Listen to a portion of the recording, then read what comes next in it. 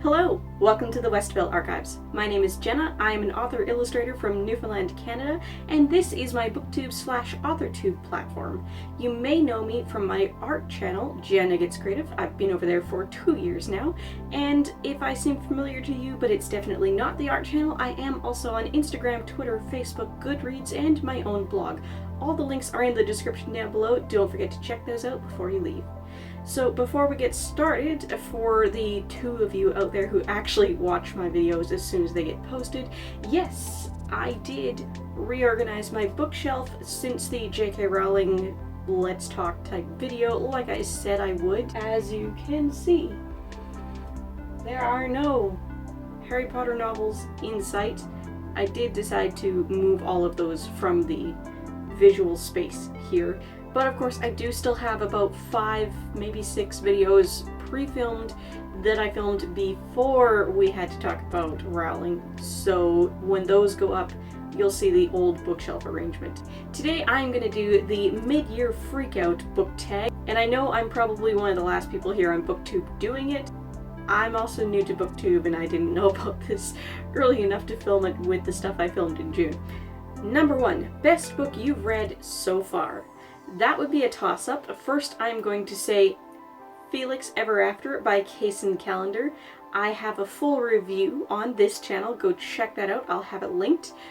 This is a coming-of-age story for a biracial black teen who is trans, demi-boy, bisexual, everything, and he's learning how to love and also trying to figure out how to put together his university art portfolio for applications. TSS, The Savior's Sister, is the sequel to The Savior's Champion by Jenna Moreci, and it's a companion novel to The Savior's Champion. The 3rd novel in the series coming out after TSS will be an actual sequel chronologically.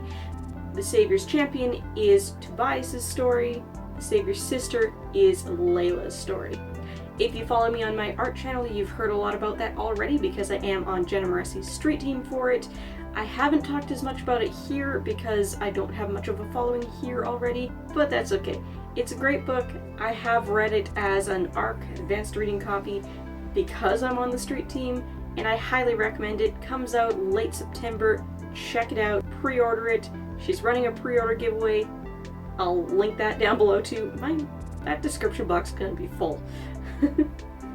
Best sequel you've read so far. Again, toss-up. I want to say The Savior's Sister, but I already just talked about that, so I'm also going to mention Assassin's Fate by Robin Hobb. This is, I believe, her most recent novel. It is the conclusion of the Fitz and the Fool trilogy. If you're familiar at all with the Fitz and the Fool trilogy, we have Fitz Chivalry, who has gone off to live a quiet life off at Withywood's, and he had his daughter, and then his wife died, and his daughter was stolen from him. Meanwhile, the Fool, aka Beloved, aka Lady Amber, aka a million other things, has returned, even though Beloved is supposed to be gone out of Fitz's life forever, since what they set out to do is done. And you know, when you've got a white and a catalyst together, things continue to happen. Well, Fitz's daughter is taken because the whites think that she is the unexpected son, the wild-born white out there that they need to go out and collect. And Beloved has come to tell Fitz about the unexpected son. They're seeking this unexpected son. They find out that B has been kidnapped. The whole trilogy is them going off trying to rescue B, reconciling the fact that B is the unexpected son. I won't say what else they discovered, that would really spoil it. This is the conclusion to that. They do rescue B, but we lose some characters, and it's heartbreaking. But it's so well written. I'm not ready to be done with Robin Hobb's world yet. I hope she keeps writing in this world. New release you haven't read yet, but want to. The Vanishing Half. I have heard so much about that one. It's a contemporary fiction, which I don't normally pick up, but I find myself reading a lot more lately. It's a story about twin sisters. They are black, but one of them is lighter skinned than the other. She's white passing. This is set a bit in the past, and the white passing sister has gone off, split off from the family, and decided to live as a white person. She doesn't tell her family where she's gone. She doesn't tell her husband that she's not white. She doesn't tell her kids that she's not white. And it's the whole story of these twin sisters living completely separate, completely different lives. Most anticipated release for the second half of 2020, Ink and Sigil by Kevin Hearne. If you've actually watched everything I've published so far on this channel, you know that Kevin Hearne was on my 5 authors I no longer read list, and that was because he was finished with the Iron Druid Chronicles series, and I wasn't interested in the new series that he started. It ended up only being a duology. I didn't know it was only going to be a duology, and then he had other plans. I thought he was starting another long series. This is the 3rd full-length book he's publishing now since he ended the Iron Druid Chronicles, and this one is new characters, but set in that world with that kind of magic system with all the pantheons actually existing. Biggest disappointment, The Game of VORs by Andrew Orange. I recently signed up for Voracious Readers, which is similar to NetGalley, except it's not being run by the publishers, it's being run entirely by the authors. The authors submit their book to go out to potential readers. Potential readers say, yes, I'm interested, no, I'm not interested, to every single book that comes their way, and then you get a free ebook copy of this book. Sometimes they're books that have already been published and the author wants a little more attention on it. Sometimes they happen to be advanced reading copies and the author's hoping to get some reviews out there before the book is actually released. The Game of VORs has been out for a few years now, not very highly rated on average on Goodreads. It sounded like a science fiction, young adult, new adult dystopian far in the future when society has broken down into a 2-caste system where you have the aristocracy, the VORs, and everybody else. I believe they're called the Simples. In this book we have Kier, the main character. He's 18, he is the youngest son of a VOR, and as such he should be living a privileged life, but he's not actually even living with his father. He's living with his bodyguard and his bodyguard's daughter. They don't have much money to themselves, and this is the end of his schooling. He's just failed all of his exams, and that's what's going to kick off this big revolutionary adventure that he's going to go off on.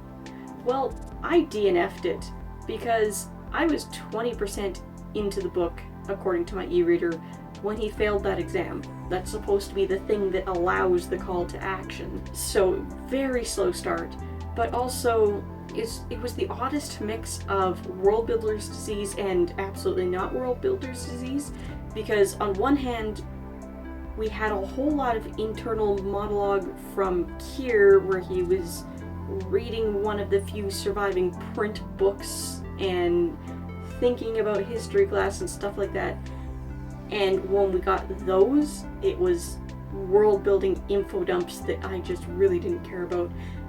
But when Kier wasn't internal monologuing, we got no information at all. We were just thrown term after term after term that are unique to this world and this society, and it was too much without explanation. And his monologues didn't explain that. His monologues explained the history of how we got here. Really, it needed a developmental edit. Kier is supposed to be 18. When he's not internal monologuing about the history of his society, he's thinking like a preteen, and then the narrative voice is calling him the youth, or sometimes even the child, which definitely doesn't sound like 18 to me, so that got really annoying. And there were just basic editing errors. There was a sentence he had fallen asleep. Very disappointed that I had to DNF my first book that I got through Voracious Readers. Biggest surprise of 2020, The Lies of Locke Lamora by Scott Lynch. I haven't read it yet.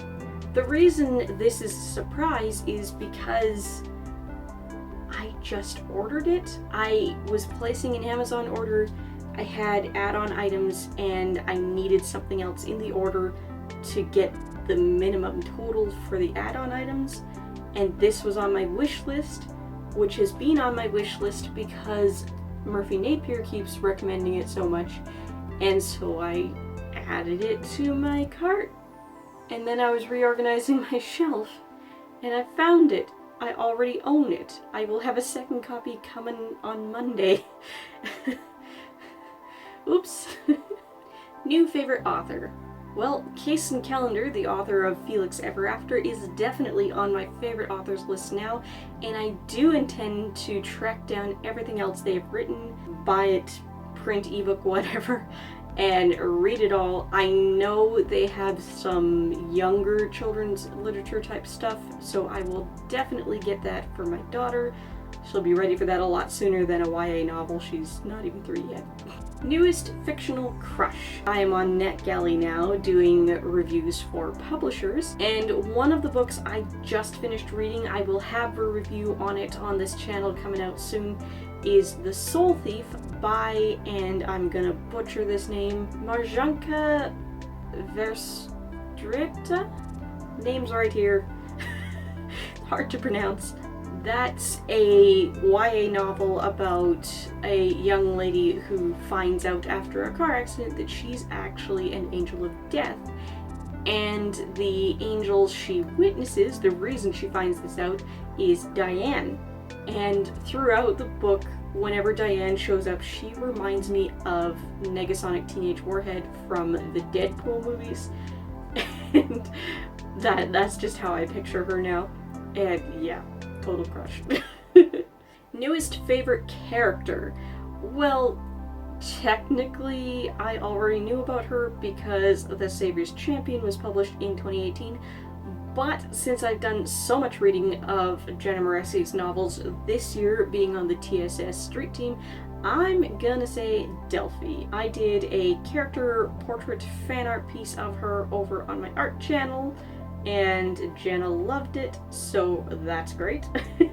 She's the best part about these two books, honestly. If you haven't read them yet, I highly recommend it, and I think you'll love Delphi too. A book that made you cry this year.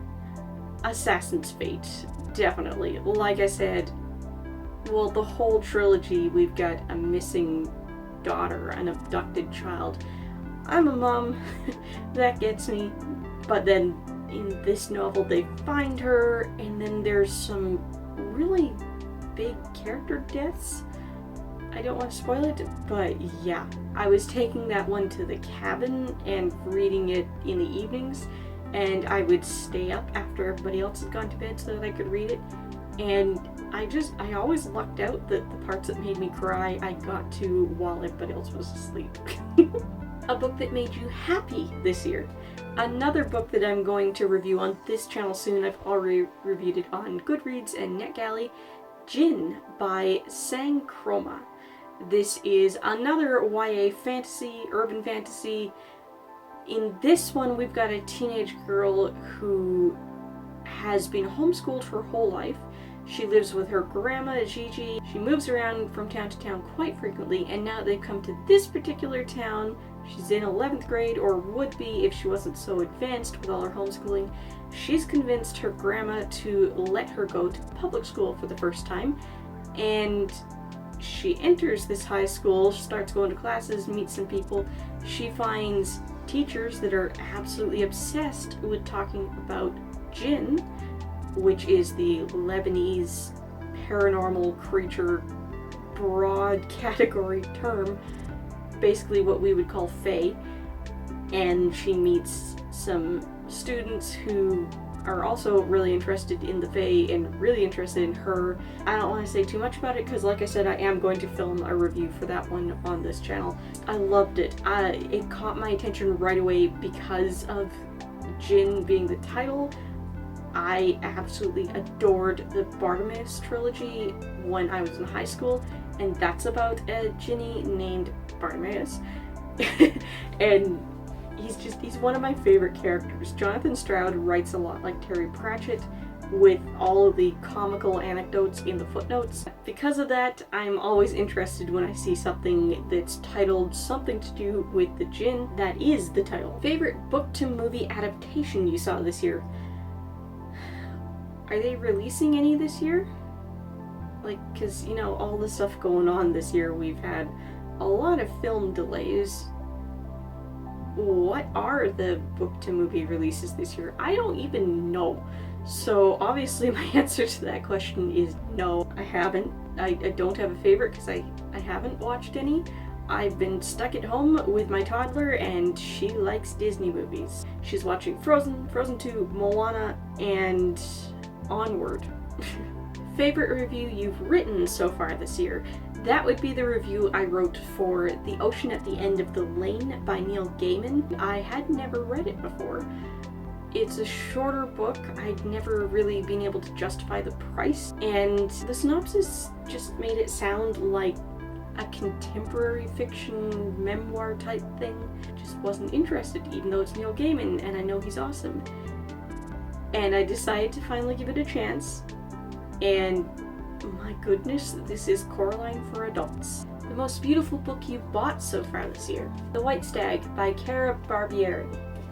I think this cover is gorgeous. I don't know if I'm getting too much glare on it. The cover is definitely what caught my eye, and then I started reading the synopsis, and it sounds so Scandinavian. Let me just read the first little bit. And if you know anything about Scandinavian names, you'll see what I mean. As the last child in a family of daughters, 17-year-old Majanka was raised to be the male heir. While her sisters were becoming wives and mothers, she was taught to hunt, track, and fight.